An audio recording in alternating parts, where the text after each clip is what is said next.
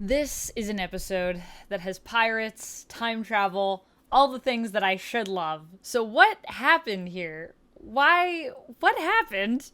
Sea Devil.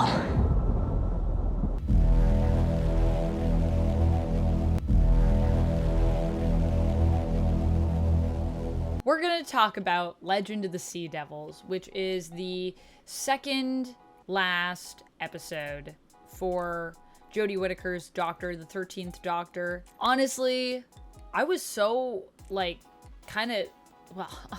it's kind of complicated. If you've seen my review, I came out of Eve of the Daleks feeling a little bit apprehensive. There were things I liked about the episode, there were things I didn't like, and overall I just felt like this is feeling kind of iffy and kind of tired. I was kind of tired, okay? And then I heard about this episode and I thought, oh, this special should be really good because it's got pirates and time travel and I like these things. And you know, in Eve of the Daleks, we had the Doctor kind of having to acknowledge her feelings for Yaz. I was kind of hoping we're maybe gonna get some romance in this episode. Boy, oh boy, was this episode hard to watch. It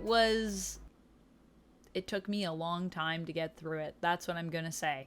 It took me a long time to get through it. I was watching it at night before bed and I kept watching like bits of it at a time, and it just didn't capture me, even though it has all the things that I should really like. So what happened? What went wrong here? And why was I not as into this as I feel like I should have been? I think ultimately we're not like ramping up the stakes with Legend of the Sea Devils. Like, we just went from, you know, the Daleks, which like I said, I feel like have also been overdone, to this adventure in the past where we're dealing with, once again, a lot of external characters and their well-being and, like, I guess the safety of Earth, which is pretty important. But for the most part, it doesn't really feel like our protagonists are super invested themselves in terms of, like, their character development. Basically, what's happening is there's been this running joke as well throughout the series that, like, the Doctor is gonna take Yaz to the beach, and that hasn't happened yet. And this was also the episode where I'm like, oh my gosh, maybe they're gonna finally go to the beach. And I don't even think that happens. But they did get to the coast, so you know what? Close enough.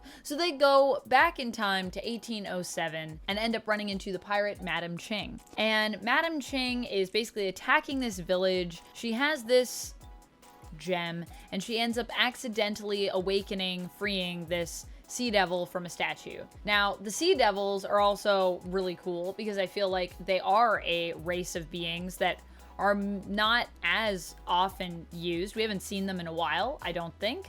And so I liked the idea that we're getting to some, you know, kind of different villains. It's not just like the Daleks, the Cybermen. So here come the Sea Devils. I did like this idea, and I did like even the Sea Devils kind of plot. So the Sea Devil basically like heads back to their ship, and their goal, Marcissus, is to get this keystone, to use the keystone to basically flood the Earth. So they're kind of trying to stop the Sea Devils, but also Dan ends up getting pulled into this like revenge plot. The guy that's like protecting this statue in the village, was killed by her, and his son wants revenge now on Ching.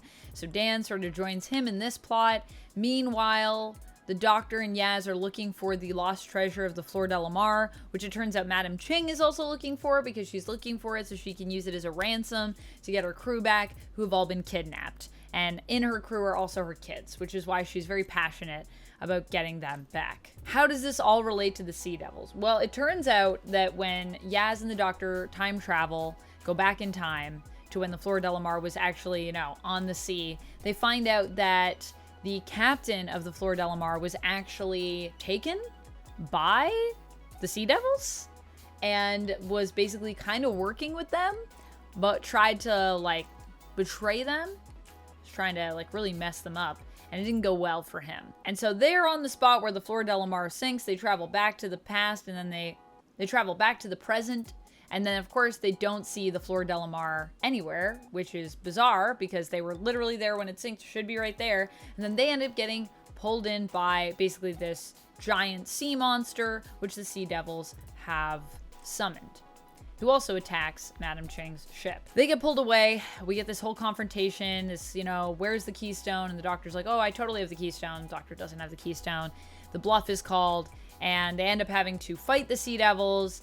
And then they do get the keystone because it turns out that the boy whose father was killed, his whole ancestry was part of the captain of the Flor de la Mars, his crew, and so they were entrusted with the keystone, so he actually has it. And the Sea Devils do get the keystone, but then they end up like blowing them up and recovering it and then saving the world. I think that's basically what happens. So it feels like a lot of like a cool story, but not where like everything is really like hyper connected. Like I feel like it's more like a cool story that our protagonist was just inserted into, but without having anything to really ground them in terms of the connection to what's going on in this story and these other characters. Like some of my favorite Doctor Who stories are stories where, yeah, it's an individual story where they go off and just have a fun adventure, but it always tends to like speak to what's going on with the Doctor or the companions or something.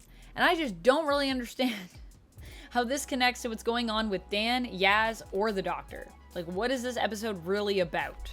I think that's the thing that really bothered me about it. I don't know what it's about. I know what the story is, but like, what are we trying to say with the episode? The keystone was there all along? I don't know.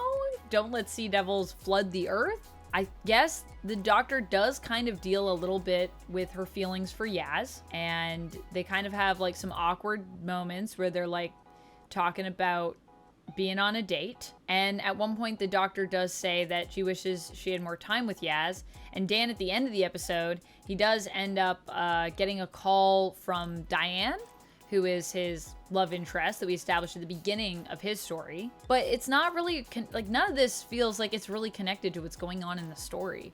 The story and the character's development feel like they're running in separate, like totally separate worlds. And that is the thing for me that I just don't really love about it. It sucks too, because I really love the idea of like a cool pirate adventure. Like, that's a cool idea. I wish it had been done better. And I do like the whole look of the episode. I feel like the look of the episode is great. That's not something that bothered me.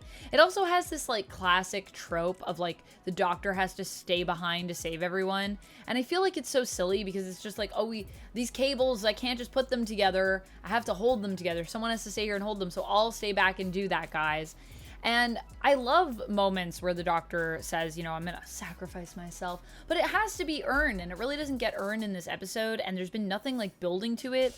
Like, I didn't really care, and it sucks because, as I've said before, I really do like Jodie Whittaker as the Doctor. I feel like that's a really cool casting. I like a lot of what she was doing, especially in the earlier episodes with her when she started out. I liked what we were building, but it just feels like there's a bunch of stuff and like none of it builds on top of each other. And this is a classic episode that's just showing that weakness, and just in terms of where we've gotten to with Chris Chibnall and Whittaker's Doctor Who here. The other weird thing is that when Dan goes off for this revenge plot, obviously there's like a whole point when before the Doctor and Yaz go back in time, they're like, well, time to go back in time. Where'd Dan go? Well, I guess he wandered off. And then the Doctor's like, we'll just leave him here. He'll be fine. Which he's almost not fine. He almost dies.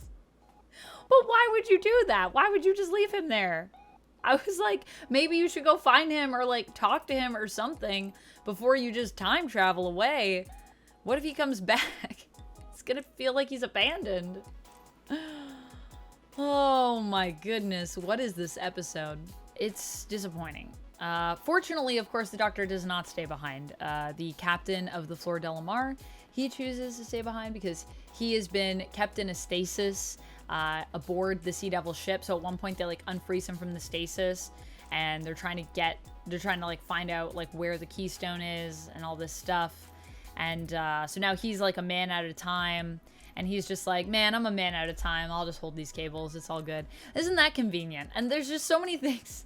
Like, I just feel like there's also just stuff when you're watching a story and there's a ton of things that are like, oh, that's convenient. It doesn't feel good, okay? It doesn't feel like anything is earned or there's meaning to much. And it's disappointing because I do like a lot of the characters in this. I just wish that it came together better. So those are my thoughts on Legend of the Sea Devils. I think overall, I would give this episode... Oh, it really sucks, but I want to give it like a 2 out of 5. I really hate that. Because I should really like it, but I just don't. The next episode is the last episode for Jodie, and I wish this had built better to it, and I'm going into it feeling like so mixed. Like, I don't want to say goodbye because I just want better stories with Jodie Whittaker, but I also am like, oh, thank goodness, because I just want to move on to the next thing. One episode left, and then we'll be at Modern Doctor Who, and I have thoughts about that, and I cannot wait to talk to you about it. Thank you so much for watching this review. I hope you enjoyed it, and I hope that you got more out of this episode than I did. All right, friends, I'll see you next time.